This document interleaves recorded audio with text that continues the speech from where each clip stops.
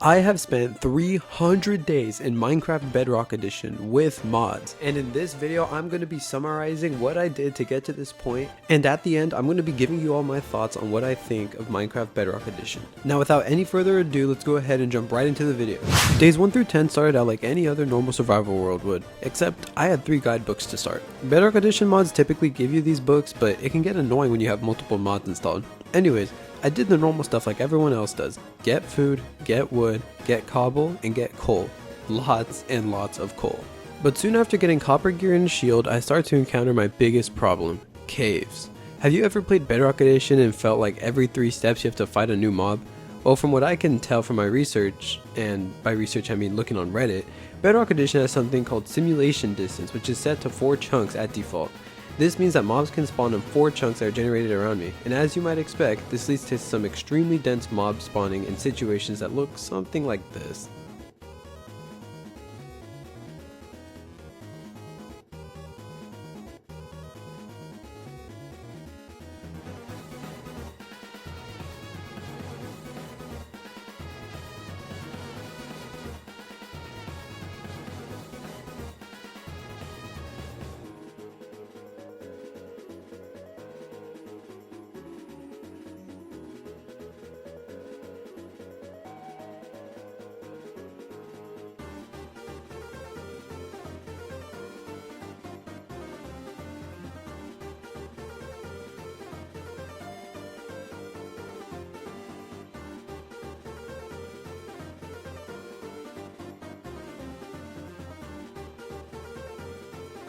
Days 7 through 13 I spent building up my house and making sure that I was safe. I ended up going with this kind of glass dome build.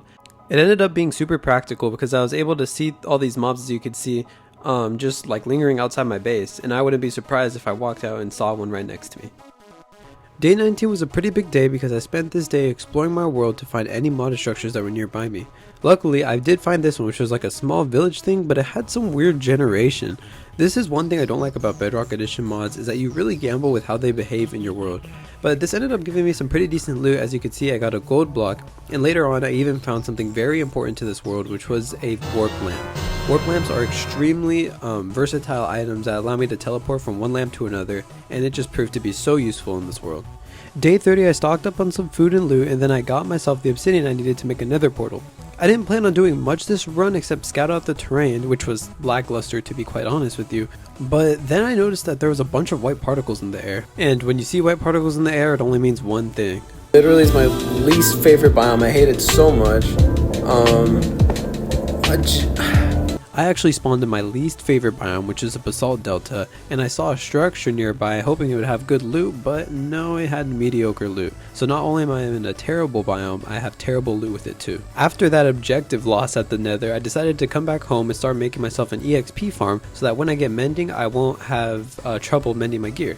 So basically I just started building it, and as you can see, it works pretty dang good. Alright, we're moving on ahead to day 45 because I spent a lot of time AFKing the AXP farm and enchanting my iron gear, but now I'm going to try to get diamond gear, and days 45 through 80 were very long because I spent ages trying to get full diamond and mending books for each of my pieces. So I started off by killing that slime. As you saw, I mined out a slime chunk and started killing slimes so that I could get a slime ball so that I can make sticky pistons for this farm. This is an auto kelp grower farm, and the kelp that gets grown gets put into this composter, and the composter turns it into bone meal. So the reason I needed bone meal was because I made an auto bone meal farm.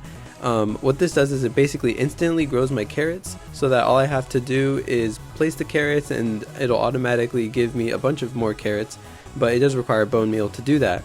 And the reason I needed carrots is so that I could sell all of my carrots to the carrot farmer for emeralds. Then finally, once I had enough emeralds to buy myself a mending book, I was able to craft all my diamond pieces with the diamonds that I found caving, and I made sure to level 30 enchant all my pieces before I put any of the mending books on so that it wouldn't be more expensive and I wouldn't have to take off mending later on.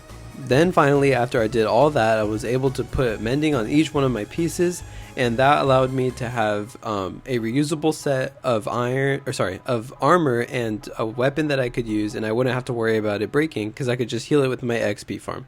I wasted no time in searching for netherite upgrades on day 84. This was around the time Mojang released the spear, which was a weapon that I thought would revolutionize PvE combat, so I quickly crafted myself one and gave it some basic enchantments before traveling into the nether. As expected though, my luck wasn't very great when I was enchanting. I decided to go to the back part of my spawn area and saw a bunch of magma cubes surrounding this odd structure, so I took out all the mobs in the area and began to dig into it. However, to my surprise, I instead got led to a modded structure which was a skull-like hideout. It contained some modded loot and even a blaze spawner in the basement. After I leave the structure, I find another nearby, and this one ends up being a mess. It's filled to the brim with mobs that infinitely spawn. So I figured I was fighting a losing battle and I just leave, and I actually end up finding the stronghold right next to this structure. So I took all the nether wart that I could and end up leaving the nether defeated because I couldn't find any netherite and I was running dangerously low on food. I started off day 111 by preparing for round 2 in the nether so that I could get myself a smithing template upgrade since I didn't get one in the first try. I gathered food and loot from various structures until I came across a ruined portal.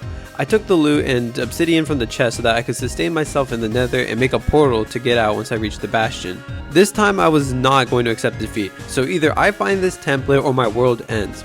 Luckily for me, I found a village with an extra warmth lamp in it, so it'll be easy to teleport back home instead of just traveling the whole way. Now, without any further ado, let's jump right into the nether. Day 113, I entered the nether and immediately shoot down any enemies that I see, those mainly being ghasts and skeletons. This allowed me to get 2 dried ghasts, which I could later transform into the rideable happy ghasts.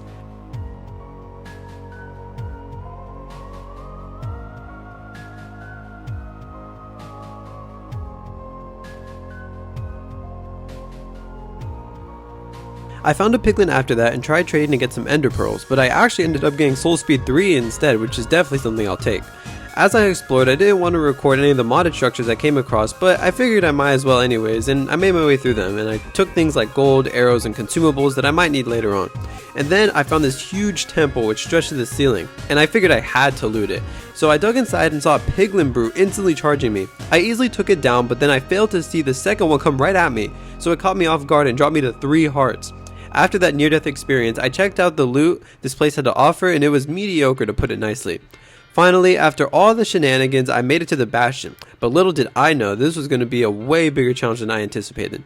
As I made my way through, I put on my gold helmet to avoid getting targeted by the piglins and just started off by killing hoglins instead. However, as I was killing one, another decided to come up behind me and push me off the ledge I was standing on.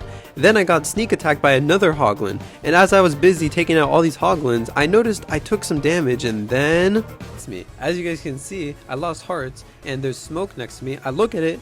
Do you guys know what that is? That is a piglin brute axe, and that's when I realized that a piglin brute actually fell from the ceiling onto the floor, hit me, and died by my thorns, which means I technically hit/killed a piglin. And that can only mean one thing. I'm in for a world of trouble now. The second I saw those piglins, I instinctively put on my diamond helmet and just started swinging. At this point, I did not care if I was guilty or not. I was going to kill everything in this bastion. And I actually ended up getting cornered in this spot, and I saw that piglin brute. Luckily, it didn't come over to me, so I decided this is somewhat doable. But then all of them started coming down, and I was extremely cooked here. I'm already down hard, and I start getting swarmed, and there's only one thing that could save me now: an ender pearl. So I throw my pearl in the most random spot ever and run for my life because they were swarming me even where my ender pearl landed. And I decided I should get to the other side of the bastion so then I could dig into the wall and hopefully not have to deal with them. So yeah, that was a close one. I was able to kill all the rest of the piglins after I dug into a wall and made it up to the treasure room. The first chest was extremely mid, and the second had an ancient debris that I didn't really need. However, once I bridged over to the second treasure room, I found it. Once I secured the upgrade template in my inventory, I built a portal frame in the bastion and then went back to the overworld. I slept at a nearby village and used its warp lamp to travel home safely, which gave me an achievement for teleporting over 5,000 blocks, ending day 116. Day 118 started out in the nether where I had a piglin trading box set up so I could get pearls. I've gotten so much gold from all the modded structures that I had around like 2 stacks of gold blocks, so I was in no panic to get any. The new goal for me now that I could get netherite was to beat the ender dragon, so I went home with all the pearls and all the blaze rods that I had stored over time to make myself some eyes of ender, and I followed the first throat until I found a village. The village had a warp lamp that I took, and I was able to use it for easy transportation to get in and out of the stronghold. Then I traveled to the edge of the village and I threw another eye and it pointed back to the village, so that meant the portal was underneath it, thankfully. And after a lot of digging, I finally came across it, the end portal. Now before I jump in, I figured it was a good idea to go ahead and loot up the libraries of whatever I could find. This is a very nice spawn, as you guys will see in a bit. This stronghold is just so nice. This is a pretty decent book, maybe for when I get a mace, because I don't have anything to put breach on yet. And as you can see, we got that eye armor trim, so that's good. Let's see what else is in here. Alright, we found our next chest, so let's see what's in this one. Power 4, we don't really need that. Efficiency 4, I guess that's good. And another power book, so nothing too crazy, but I'll take it. They're books, might as well. And we got another eye armor trim, so that's good. Alright guys, down the hall again from this original library, it's another library. I was very surprised at this. I thought I'd have to be searching for a while, but this is a very conveniently shaped stronghold, so I do appreciate that. Alright, we're at our next chest here, and we got Lunge 3. That is an amazing book that I will be putting on my spear. Let's see what else we got. We got Loyalty 3, Piercing 4. That's not too good, but you know, a book's a book. Anyways, let's see what's up top. Alright, we're at our next chest up here, and we got Silk Touch. That is an amazing book. I will be needing that, but first I need to fix up my inventory. Now without any further ado, let's jump into the portal.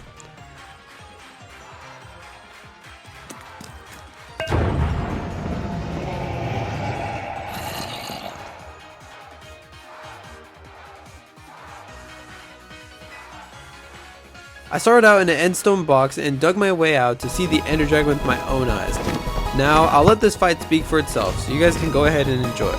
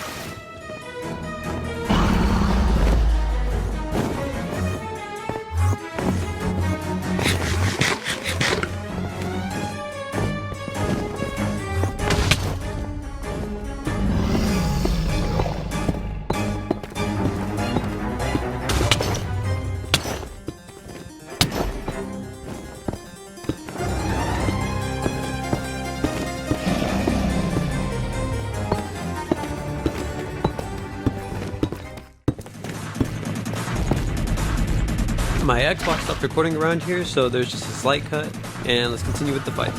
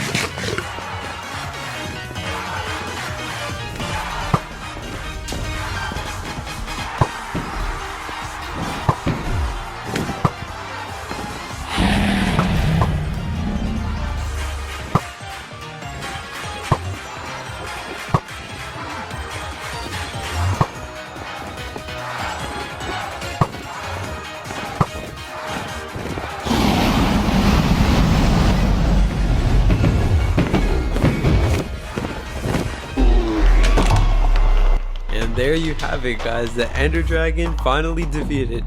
That was a very intense battle for me. I feel like I was so slow in it, and for those of you watching, you're probably being rage baited by how slow I was being, but oh my goodness, that was so worth it. After that crazy fight, I started everyone's favorite Minecraft activity, scouring the End Islands for an elytra. Now, normally this place is extremely boring, but luckily I enabled a structure mod so we could spice things up a little bit. Now, although the structure may look extremely cool and even a tad intimidating, I can assure you all that it's nothing crazy. There's a lot of shulkers in here that guarded mediocre loot, to say the least, and the only real thing of value I attained from this place was some empty shulker boxes which I found lying around. It was super convenient, but still nothing crazy. Finally, after tons and tons of searching, I came across the End City. I was super excited since this would be a huge step in my world's progression, as the elytra is one of the best items in Minecraft. I ascended the tower and got maybe lost here and there, but I ended up fighting a bunch of random things and finding my way to the end ship. After picking up, who would have guessed it, more mediocre loot, I got to the top of the city where I could see the liftoff zone, and once I got there, the sight was beautiful. The ship was a mere stack of blocks away from me. All I had to do now was bridge over and avoid shulker attacks, so that's exactly what I did. Now finally, the only thing standing between me and an elytra is a shulker, and once I took that thing out, I attained it. Let's see what I had to say. Honestly, this is a huge step in our world progression, and the chests were actually really good. It came with a pretty decent iron sword, and obviously some diamonds, which is always appreciated. And it came with a diamond shovel and the spire armor trim, which is one of my favorites to use. Check it out, guys. I love how my cape looks with my elytra. This is the zombie cape, or the zombie horse cape, sorry, that you got from the event. Not sure if you guys could tell, but I was really excited. I decided to jump off the ship using my elytra and landed at a modded ship structure that spawned nearby on the ground. Unfortunately, there was no loot worth noting inside the ship, so let's jump ahead to day 124 when I arrived home and saw that the Ender Dragon's egg was simply lying on the floor near my kelp farm. I thought this happened because it teleported over a block in the home portal. I originally thought I lost it, but I guess it actually teleported back to world spawn, so I was relieved that I didn't lose it. I then completed the day by enchanting my elytra with mending and my spear with lunge, giving me a satisfying ending to this end escapade. I started out day 128 by making a spider farm. The reason I needed a spider farm is because now that I have a netherite upgrade smithing template, I need ancient debris so that I can craft my gear into netherite. And everyone knows the best way to mine for ancient debris is through blast mining. However, nobody wants to shear a million sheep just to get 14 beds, so I figured I could just make a spider farm, and then when I get string I can craft it into wool. Nearby my house is a village with an exposed spider spawner, so I figured it would be smart for me to convert this one into a spider farm.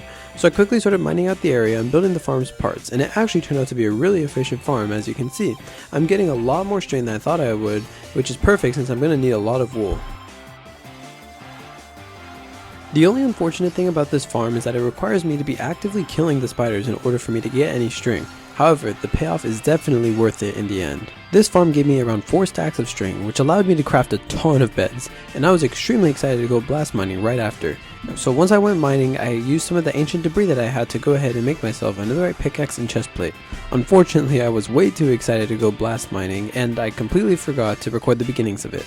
Now we can go ahead and move on to me actually mining out a good portion of ancient debris. Cue the montage.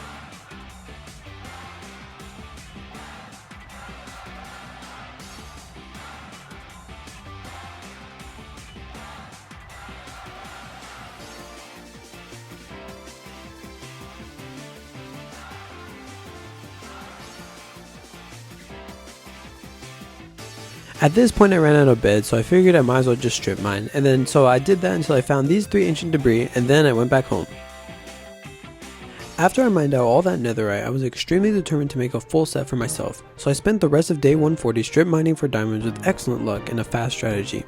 With my newfound wealth in diamonds, I duplicated my netherite upgrade smithing templates a few times so that I could make my sword and armor into netherite, and just like that I have officially attained full netherite gear. Now, since I don't have max enchants on my gear yet, I decided to finish off day 145 by starting a villager trading center where I could get a good amount of emeralds in exchange for much needed books. Day 149 started off at my house like many others, but this time I had some new mods installed. The first mod is a texture pack called Prisma Visuals. This resource pack looked extremely nice, so I figured I should add it to enhance the world. And then I also added the Essentials add-on mod, which was super cheap and extremely convenient. I love this add-on because it brings things like Tree Capitator, Vein Miner, Leaf Breaker, and other commonly known Java quality of life mods to Bedrock Edition. I decided to add the Essentials add-on because I'm beginning a phase of my world where progression is not as much of a priority as building is. So this add-on just basically helps me to get my resources for my builds quicker, and it's much more enjoyable without making the game too easy. So the plan for now is to build a sub-garden. This is a lot like Stampy's Love Garden, if you guys have seen that. It has like a bunch of signs in it. That's basically what this is going to be, but instead of just random people, it's going to be subscribers. So if people have their subscriptions on, I could see them and put them in my garden. But first, I figured I should start trying out with Tree Capitator. So I go up to a tree and chop it down. As you can see, it conveniently kills the whole tree for me. This way I can easily build fences for my garden and lampposts and stuff like that. Before we continue on to find a place for the sub-garden, I went into the river by my house to see what water looks like in this new resource pack. And as you all can see, it makes the water look extremely nice. The lighting is super good, it makes it look almost realistic. So this is definitely a welcome addition to my world. Now begins the hard part of this whole thing. I have to clear out this giant hill in order to make space for the garden. I was originally hesitant on using my diamond shovel for the job, so I started out by using an iron one, which was way slower than I would have liked. And after my iron shovel broke, I switched to my diamond one, and it, as you can see, took quite the beating. But it was definitely worth it because this area now looks amazing. The only thing I have left to do now is to swap out all this stone and stuff for grass, and then I have to fill in the ravine, and that'll be a good space for me to build my garden. After I filled the area with dirt and grass, I started to make the outline of the garden. I decided to make the perimeter out of leaves to start, going for an oval shape, which I actually ended up being quite proud of.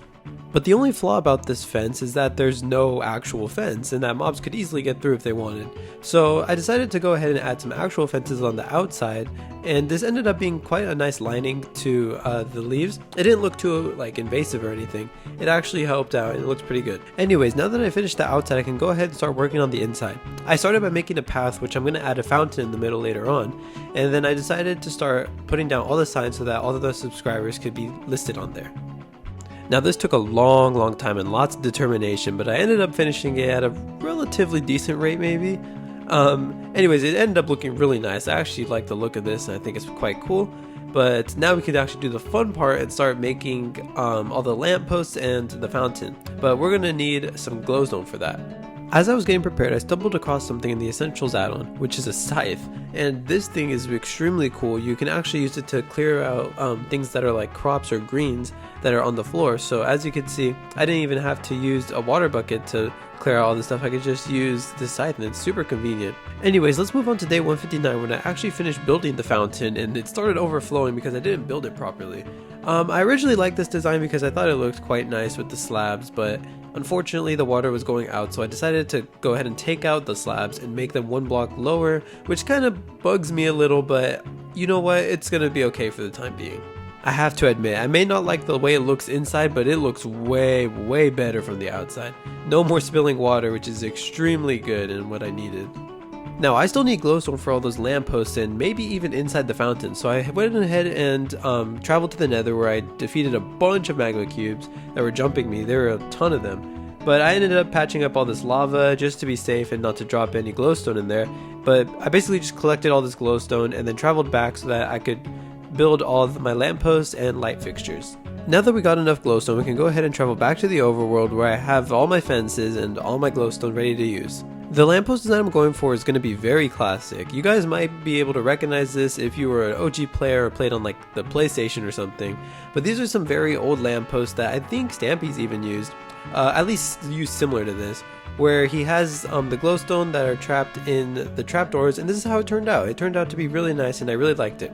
And we also found a skeleton horse, which we ended up naming Jerry. This guy is extremely amazing. I love him. He spawned pretty nearby in the river down by the bank where my garden is, but yeah, he's a very welcome addition to the garden. And I ended off this day by just placing some glowstone in the fountain because it was getting quite dark in the middle. I finished this all off by putting some torches on the fences on the outside because I noticed it was still a bit dark, but this actually ended up turning out really nice and I liked how it looked, even though it wasn't as flashy as the lampposts were. I liked the simplicity of it and I liked how much it lit up. I then ended off day 162 by writing all my subscribers' names on the signs, and as you can see, it turns out really good. And if you want to be a part of this collection, go ahead and subscribe to me and comment that you subscribed, or you can turn on your subscriptions so that I could see who you're subscribed to and then I could see you're subscribed to me. Moving on to day 163, where I decided now was the time for totems, but to get totems I needed to get a lot of stuff done, like find a pillager outpost and then make an ominous bottle farm from it, so that's exactly what I started to do. I searched my world for a pillager outpost and I accidentally came across this graveyard structure. This thing has some pretty unique traps in it, like this arrow trap, which didn't really work, but the idea was very interesting. As you can see, the stair would pull down and shoot me, but it didn't shoot. Anyways, the loot in here generally sucked, so I didn't pick up much besides a full durability crossbow, because who even crafts crossbows these days?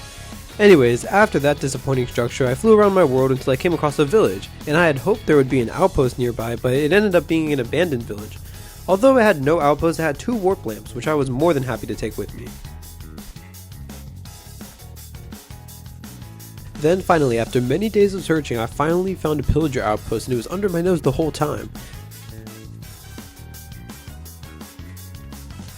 It was nearby my spider spawner village, so I probably should have checked around there first, but regardless, I wasted no time in gathering the materials that I needed to create the farm, using Prisma visuals to help me see better. Day 190 I started building the farm, using this weird glass pane technique to help me locate the block that the pillagers would spawn on. The tutorial I was following told me that after they spawned I should mark the spot with cobblestone, so I did just that. After I marked the spot, I encased it in a glass box that you see here and set up redstone wiring and a clock that would drop whatever pillagers that spawned down into the next layer.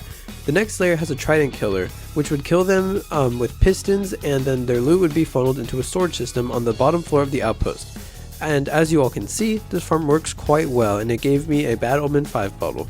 Now that I had my Bad Omen 5 bottle, I decided to warp over to my village with my villagers in it and start the raid there.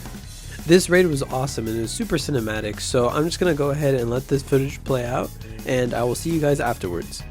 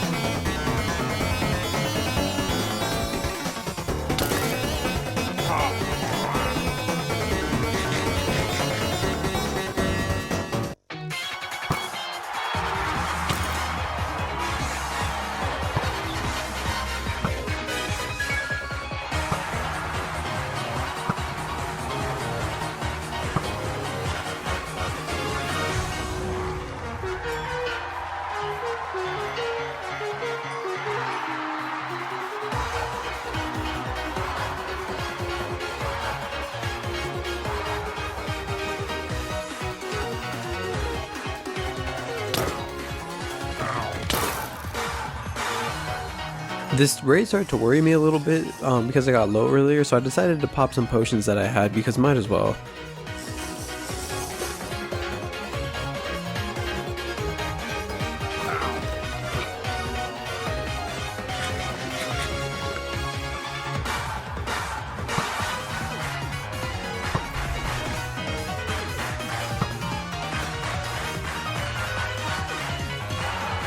Went to sleep real quick so I wouldn't have to deal with mobs.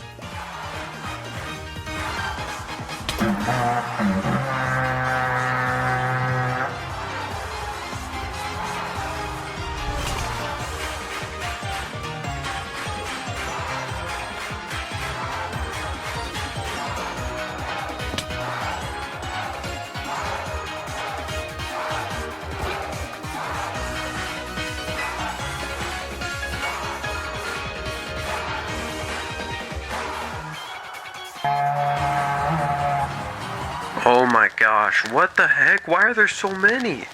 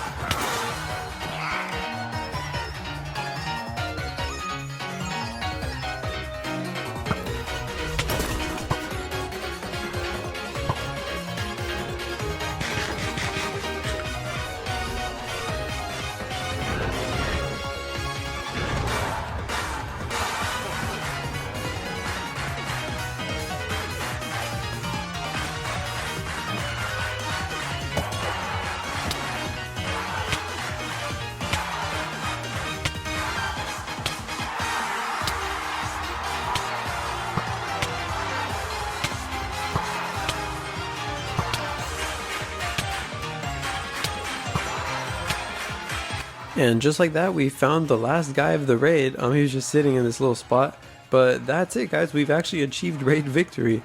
And now we get the hero of the village, which should give us discounts on our books. So I will be going into there right now to buy a bunch of unbreaking books and mending books. And just like that, I ended day 198 with a bunch more books, a raid victory, and added all my subscribers into the garden.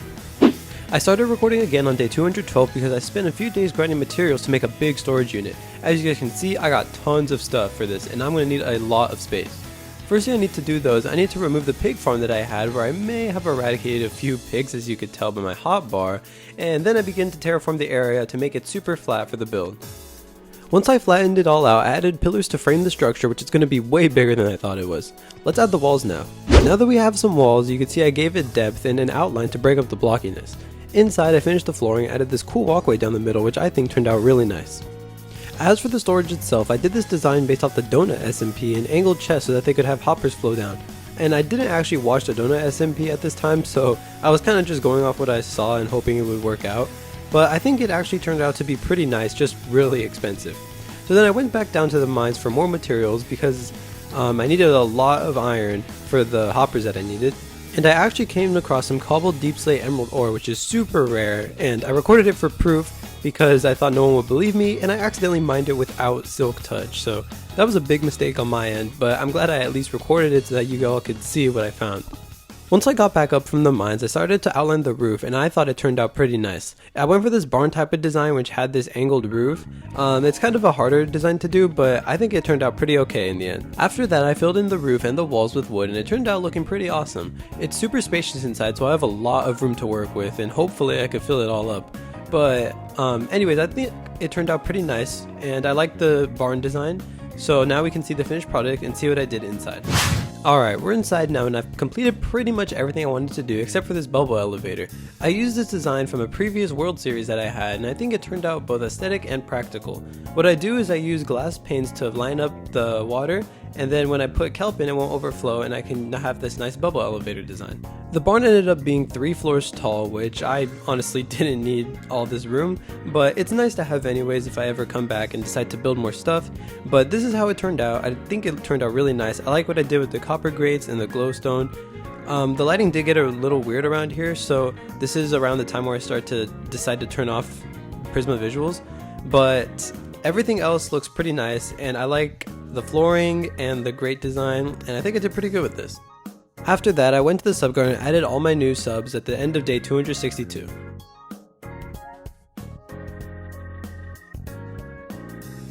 Alright, now we're nearing the end of my 300 days here on day 287, where I entered the Nether to collect some wither skulls. I traveled to the fortress and took out my first wither skeleton along with killing a few other mobs. The fortress was absolutely hectic. Once I nearly ran out of food, I finally got all 3 heads and head back to the portal immediately. I then dug far underground on day 290 and made a little box to fight the wither in. I brought with me a bunch of modded items so you guys will be able to see how they work in the fight. Stuff like healing items or even attack items, they turn out to be pretty cool, so you guys will see. However, that's enough talking from me. Let's go ahead and get on with our final boss fight for this video. So, hopefully it goes well and I don't get absolutely cooked. I did bring all my totems, so this should be a fight that I live through at least, or if not, then I'll be able to escape with something that I have. But anyways, here we go. Oops, I forgot I had auto miner on. Anyways, the timer's about up. Here we go.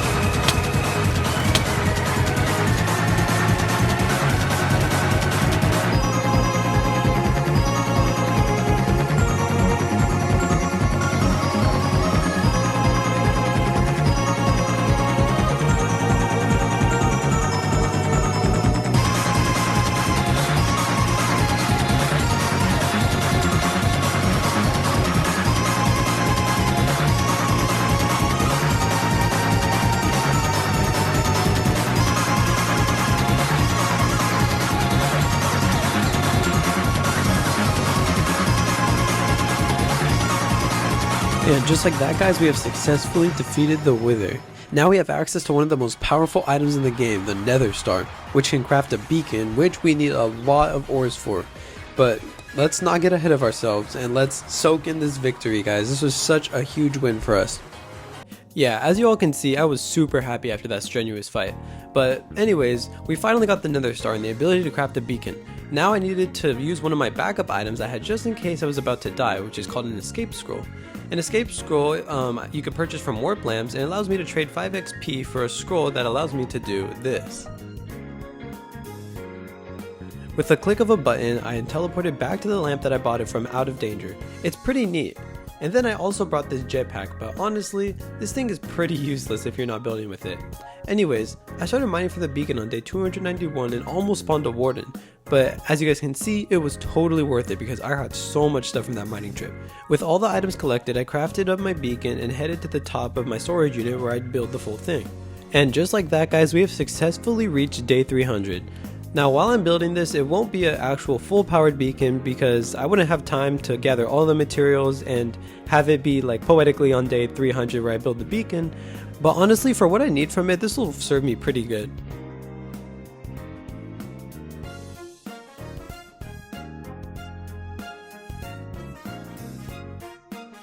And just like that, we have a beacon now at the top of our storage unit. This was an awesome journey, you guys. Let's go ahead and pick our stat upgrade. I'm going to go ahead and choose speed here, and I'm going to use a diamond because I'm rich. But I think a lot of these things won't help me very much, so I just picked speed because I figured it'd be the most useful one for me.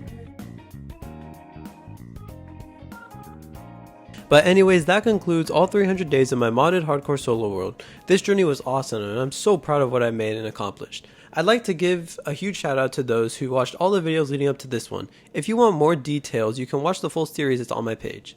Now let's talk a little bit of what I learned from this series. Alright, we're here on day 311 and I'd like to think of this as an epilogue of sorts. I just spent a few more days building a path that connects all the builds I've created with my time here. Honestly, this world has taught me so much. Mainly that my Xbox is on its last leg and I seriously need to upgrade, but there's also some other things as well. Minecraft really requires patience, you guys. The way people progress and play is different, so don't be upset if you're not super OP by day 20 of your world.